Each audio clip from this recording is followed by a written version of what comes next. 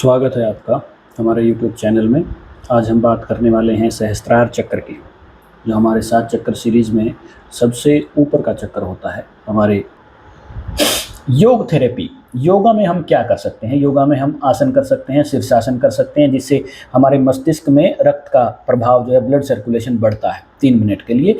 वज्रासन कर सकते हैं, इससे हमारी ग्राउंडिंग अच्छी होगी और हमारे शरीर से एक्स्ट्रा एनर्जी जो है, नेगेटिव एनर्जी जो है, वो माँ धरती के अंदर चली जाती है। मुद्राओं में आप ध्यान मुद्रा कर सकते हैं, ध्यान मुद्रा इसको कहते हैं, और फिर उसको आप अपने सुखासन में बैठकर अपने पैरों पर रख लेते हैं।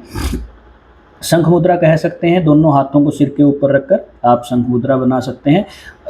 इसमें हमें क्या करना चाहिए कि बहुत सारे आसन या बहुत सारी मुद्राएं ऐसी हैं जो हाई बीपी वाले आदमी को नहीं करनी चाहिए। तो शीर्षासन जो है, जिसका हाई बीपी रहता है, उसको शीर्षासन ज़्यादा समय तक नहीं करना चाहिए। ऊर्जा एनर्जी हीलिंग क्या कर सकते हैं? एनर्जी हीलिंग में तो हम बात करते हैं, एनर्जी हीलिंग में तो हम सबसे बेस्ट तो यही रहता है कि आपको रेकी हीलिंग करनी चाहिए। रेकी हीलिंग से आपको सहस्त्रार चक्र को साफ करके उसको एक्टिव कर सकते हैं, उसको बैलेंस कर सकते हैं, और आप दिव्य ज्ञान की प्राप्ति कर सकते हैं। आध्यात्मिकता से आपका गहरा जुड़ाव हो जाता है रेकी हीलिंग के माध्यम से। तो दूसरा है क्रिस्टल थेरेपी का भी यूज आप कर सकते हैं। क्रिस्टल थेरेपी में आप एमेथिस्ट क्रिस्टल को अपने तकिए के नीचे रखिए, या जब आप लेट जाते हैं तो अपने सिर के पास रखिए। स्फटिक की माला भी पहन सकते हैं, जिसको क्लियर क्वार्ट्स भी बोलते हैं। क्लियर क्वार्ट्स की माला आप पहन सकते हैं। आप लेवेंडर की अगरबत्ती जला सकते हैं। तो ये पाया गया है, NIH के शोध में भी 2022 में पाया गया है कि एमेथिस्ट जो क्रिस्टल है, वो गामा वेव्स को 27% तक बढ़ा देता है। अगर आपके आसपास आपकी बॉडी के साथ अगर एमेथिस्ट क्रिस्टल को आप रखेंगे तो गामा वेव्स को 27% तक बढ़ा देता है, जो बहुत अच्छा डाटा है। मंत्र आप क्या कर सकते हैं? ओम का मंत्र जाप कर सकते हैं। सुबह ब्रह्म मुहूर्त में उठिए और ओम के मंत्र का जाप कीजिए। फ्रीक्वेंसी में आप 432 फ्रीक्वेंसी 432 हर्ट्ज़ की फ्रीक्वेंसी आप सुन सकते हैं। अगर आप इसको सुनना चाहते हैं तो हमारे यूट्यूब चैनल पर भी ये फ्रीक्वेंसी की हमने वीडियो डाली हुई है, जहाँ पे प्योर 432 हर्ट्ज़ की फ्रीक्वेंसी आपको मिल जाएगी। साउंड थेरेपी में आप इसको यूज कर सकते हैं। अदरवाइज़ आपको कुछ नहीं करना, ओम के मंत्र का जाप करें, कम से कम 20-25 मिनट आप उसका जाप करें, तो वो आपको 432 फ्रीक्वेंसी वहाँ से मिल जाएगी। डेली डाइट आपकी क्या हो? तो डेली डाइट में आप दूध, बादाम, केसर ये आप खा सकते हैं। अंगूर खा सकते हैं, गाजर खा सकते हैं। तो ये चीज़ें आपको खानी चाहिए। और परहेज़ मांसाहार से, अल्कोहल से, प्रोसेस्ड फूड से आपको बचना चाहिए। प्रोसेस्ड फूड जो है वो आपको या पैक्ड फूड जिसको हम कह देते हैं, वो आपके सहस्त्रार चक्र को या पीनियल ग्लैंड को कैल्सीफाई कर देता है, जिसके ऊपर कैल्शियम की परत जम जाती है, तो पीनियल ग्लैंड अपना काम अच्छे से नहीं कर पाता। इसलिए आपको जो पैक्ड फूड है या प्रोसेस्ड फूड है, उसको बिल्कुल भी नहीं खाना चाहिए। आपको फ्रेश ही खाना चाहिए। नेचुरल थेरेपी में क्या कर सकते हैं? तो सहस्त्रार चक्र का संबंध जो जोड़ा जाता है वो चंद्रमा से जोड़ा जाता है। जैसे आज बुध पूर्णिमा है, तो आप शाम को, रात को चंद्रमा की चांदनी में आप अपने आप को आधा घंटा ज़रूर उसमें बैठें और उस पर ध्यान करें, सहस्त्रार चक्र पर ध्यान करें, और तो आपको सहस्त्रार चक्र जो है वो एक्टिव हो जाएगा, बैलेंस हो जाएगा। आपको प्राणायाम करने चाहिए। हिमालय जैसे ऊंचे स्थानों पर जाकर भी आप इस तरीके से कर सकते हैं, जो आज के इस भागदौड़ की ज़िंदगी में कहीं लोग इसको मुश्किल महसूस करते हैं। डेली रूटीन क्या हो सकता है आपका? प्रातःकाल सूर्योदय से पहले उठकर पानी पीकर ओम का जाप करें। सोने से पूर्व सिर पर नारियल के तेल की मालिश कर सकते हैं। और एक हफ्ते में एक दिन आप मौन व्रत कर सकते हैं। तो ये आपके लिए बेस्ट रहता है अगर आप ऐसा कर सकते हैं। तो एक हफ्ते में पूरे दिन के लिए भी मौन व्रत ना कर सकें तो 2-3-4 घंटे के लिए तो आप ज़रूर ऐसा समय निकालें किसी छुट्टी वाले दिन कि आप मौन व्रत ज़रूर करें, जिसमें आपके फ़ोन आपके पास नहीं होना चाहिए, टीवी आपके पास नहीं होना चाहिए। एक एकांत जगह पे जाके आपको खाली बैठना है, बिना किसी से बातचीत करे मौन व्रत में रहना है। मानसिक तौर पर भी आपको बातचीत नहीं करनी है। अपने मन के अंदर भी विचारों को आपको देखना है, उनको भी नहीं चलने देना है।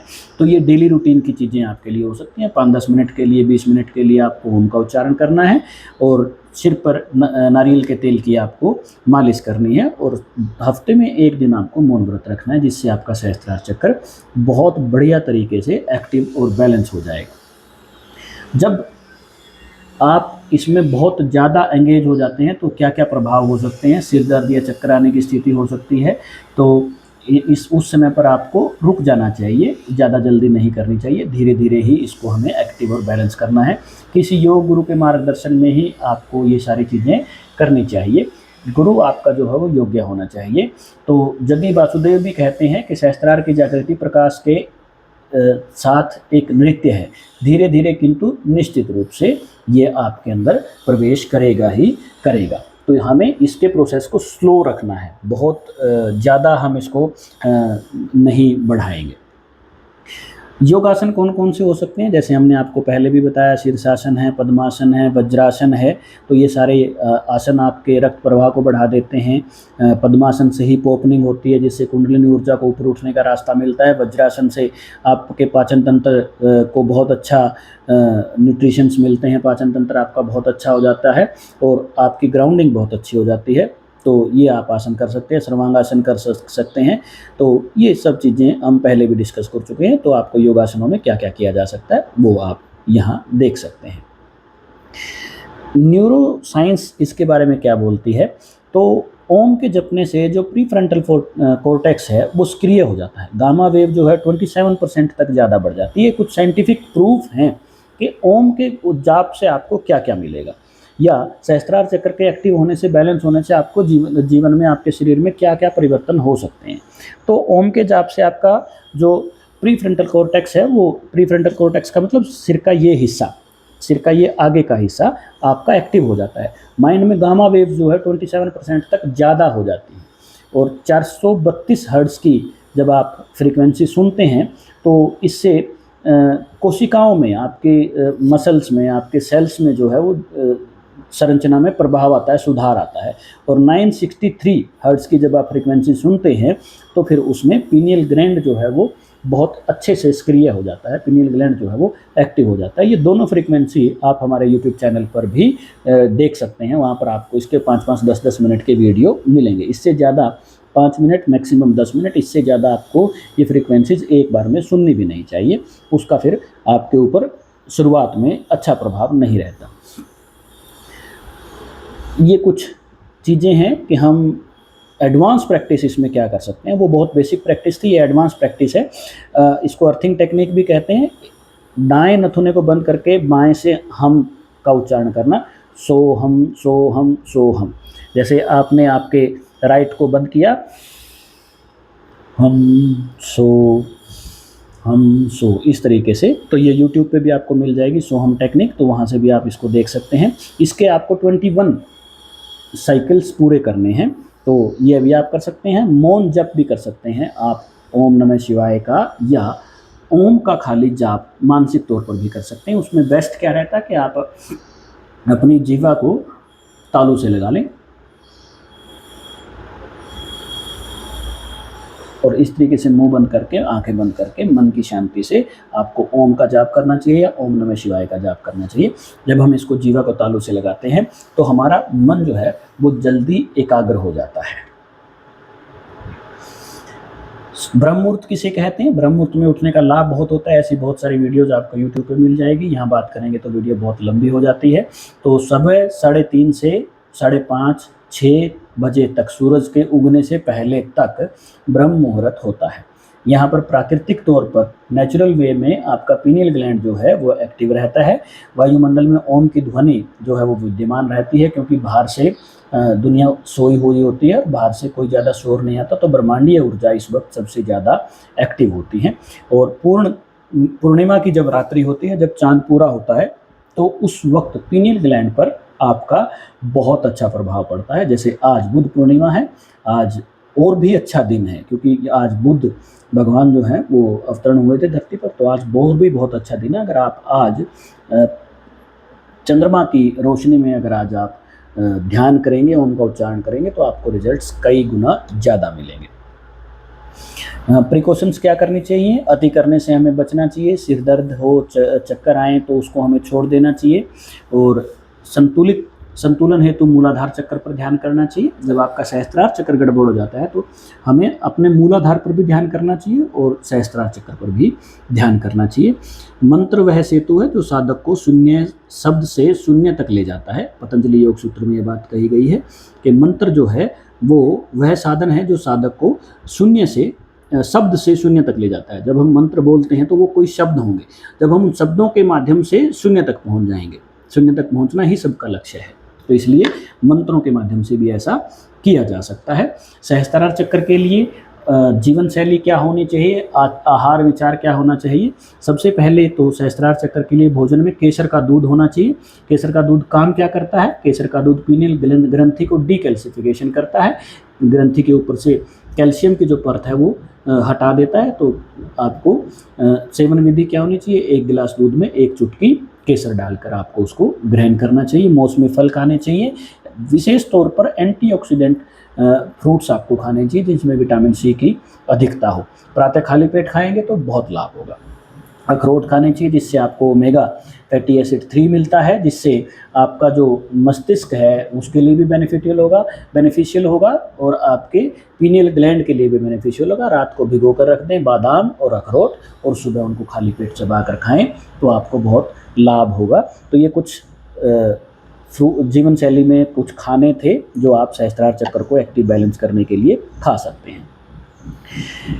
एकादशी का उपवास किया जा सकता है। जो लोग उपवास में विश्वास करते हैं तो वो सहस्त्रार चक्र को एक्टिव और बैलेंस करने के लिए एकादशी का उपवास कर सकते हैं। टॉक्सिन्स जो हैं वो हमें नहीं लेने चाहिए, उनको अवॉइड करना चाहिए। जो मीठा है, अननेचुरल मीठा, प्रोसेस्ड मीठा जो है हमारे भोजन में जो आता है, मिठाइयों में जो आता है उसको प्रोसेस्ड मीठा कहते हैं, वो हमें नहीं खाना चाहिए, उसको बंद कर देना चाहिए। भारी धातुएं जैसे एल्युमिनियम के बर्तन हैं हमें उनको भी यूज़ नहीं करना चाहिए, उससे हमारा जो पीनियल ग्लैंड है उसके लिए वो बहुत खतरनाक चीज़ है, तो वो नहीं यूज़ करना चाहिए। और रिफाइंड तेल हमें यूज़ नहीं करनी चाहिए। फ्लोराइड युक्त टूथपेस्ट भी हमें यूज़ नहीं करना चाहिए। जहाँ भी आपको नेचुरल टूथपेस्ट जहाँ मिले, केमिकल टूथपेस्ट आपको यूज़ नहीं करने चाहिए, उनमें फ्लोराइड होता है और फ्लोराइड जो है वो पीनियल ग्लैंड को कैल्सिफिकेशन के प्रोसेस में डाल देता है, उसके ऊपर कैल्शियम की परत जमा देता है। इसलिए फ्लोराइड युक्त टूथपेस्ट भी आपको यूज़ नहीं करने चाहिए आपके जीवन शैली को सुधारने के लिए। तो लाइफस्टाइल में आपको, जैसे मैंने आपको पहले बताया कि ब्रह्म मुहूर्त में उठ जाएं, तांबे के बर्तन में जल लेकर उसको रात को भर दें और सुबह उसको पिएं और सूर्य स्नान करें। सुबह जब सूरज निकलता है पहली किरण से आपको 10 से 15 मिनट उसको सूरज को निहारना चाहिए, उसको देखना चाहिए और उसकी रोशनी में खड़े होना चाहिए। डिजिटल डिटॉक्स के रूप में आप क्या कह सकते हैं कि रात को 8 बजे के बाद नीली रोशनी नहीं होनी चाहिए। नीली रोशनी का मतलब रात को 8 बजे के बाद आपके सारे इलेक्ट्रॉनिक्स उपकरण जैसे मोबाइल फ़ोन है, लैपटॉप है, टीवी है, वो आपको बंद कर देने चाहिए। उससे आपकी आंखों पर असर पड़ता है और आंखों पर असर होने के कारण आपके आंखों से जो रोशनी जाएगी वो आपके माइंड में जाएगी और आपके पिनियल ग्लैंड को, आपके आज्ञा चक्र को और आपके सहस्त्रार चक्र को प्रभावित करती है, आपके नींद के साइकिल को प्रभावित करती है। इसलिए रात को सोने से कम 1.5 से 2 घंटा पहले आपको आपके सारे गैजेट्स जो हैं वो बंद कर देने चाहिए। ये चीज़ें आपको समझनी चाहिए, करेंगे आपके लिए अच्छा होगा, नहीं करेंगे तो आप इसके रिजल्ट भुगतेंगे। हर्बल सप्लीमेंट्स क्या ले सकते हैं? शंखपुष्पी ले सकते हैं, ब्राह्मरी ले सकते हैं और गोटुकोला इसमें ले सकते हैं। च्यवनप्राश अश्वगंधा युक्त होना चाहिए और शहद उसमें होना चाहिए, तो वो भी आप ले सकते हैं। तो ये सारी चीज़ें आपको जीवन में थोड़ी थोड़ी, ये औषधीय गुणों वाले कुछ पेय हैं जो आपको लेने चाहिए और इसको औषधि के तौर पर ही लेना चाहिए, थोड़ा थोड़ा सा। और रेड लाइट थेरेपी भी इसको कर सकते हैं, जिसमें 660 nm प्रकाश माथे पर डाला जाता है और कोशिश की जाती है कि उससे आपके आज्ञा चक्र को, सहस्त्रार चक्र को एक्टिव करें, बैलेंस करें। ये कुछ चीज़ें आजकल चली हुई हैं, बहुत साइंटिफिक दौर है, तो ये कुछ मशीन्स हैं जिनके माध्यम से आपके सहस्त्रार चक्र को, आपके पीनियल ग्लैंड को डीकैल्सिफाई भी किया जा सकता है। अब कुछ क्रिस्टल्स हैं जो आपके सहस्त्रार चक्र को, आपके आज्ञा चक्र को, आपके दिमाग को प्रभावित करते हैं, वो हमें ज़रूर देखने चाहिए। सबसे पहले एमेथिस्ट है। एमेथिस्ट जो है वो एक वायलेट कलर का क्रिस्टल होता है जो आपके सहस्त्रार चक्र से जुड़ा है। इसकी जो फ्रीक्वेंसी है वो 963 फ्रीक्वेंसी है, पीनियल ग्लैंड को सक्रिय करता है। यूज कैसे कर सकते हैं? तकिए के नीचे रखें या आप इसका एक ब्रेसलेट अपने हाथ में भी पहन सकते हैं। स्फास्टिक, जिसको क्लियर क्वार्ट्ज कहते हैं, इसका रंग जो है वो बहुत सफ़ेद होता है, क्रिस्टल क्लियर होता है, ये बहुत वाइट क्लियर होता है। फ्रीक्वेंसी 888 है इसकी, और ऊर्जा प्रवर्धन करता है, ऊर्जा का एम्पलीफाई करता है बेसिकली ऊर्जा को। और माला के तौर पे, ब्रेसलेट के तौर पे, रॉ मटेरियल के तौर पे, तकिए के नीचे आप इसको पहन सकते हैं, ब्रेसलेट के तौर पे आप इसको यूज़ कर सकते हैं। सेलेनाइट थोड़ा सा धुंधला क्रिस्टल होता है, वाइट कलर का थोड़ा सा धुंधला क्रिस्टल होता है, जैसे नमक होता है ना, जैसे सेंधा नमक जिसको कहते हैं या पहाड़ी नमक जिसको कहते हैं, वैसा वैसा कुछ ये सेलेनाइट होता है, जिसकी फ्रीक्वेंसी जो है वो 852 हर्ट्ज़ है और आध्यात्मिक संरक्षण करता है, चीज़ों को शुद्ध करता है।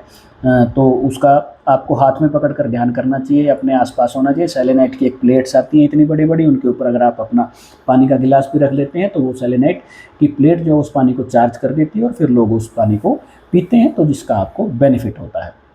मूनस्टोन, लास्ट में मूनस्टोन है, टूमलाइट जिसको कहते हैं, ये काला सफ़ेद एक पत्थर होता है, काला सफ़ेद एक क्रिस्टल होता है जो मून के बिल्कुल चांद के जैसा होता है। इसकी फ्रीक्वेंसी 777 की होती है और ऊर्जा का संतुलन करता है।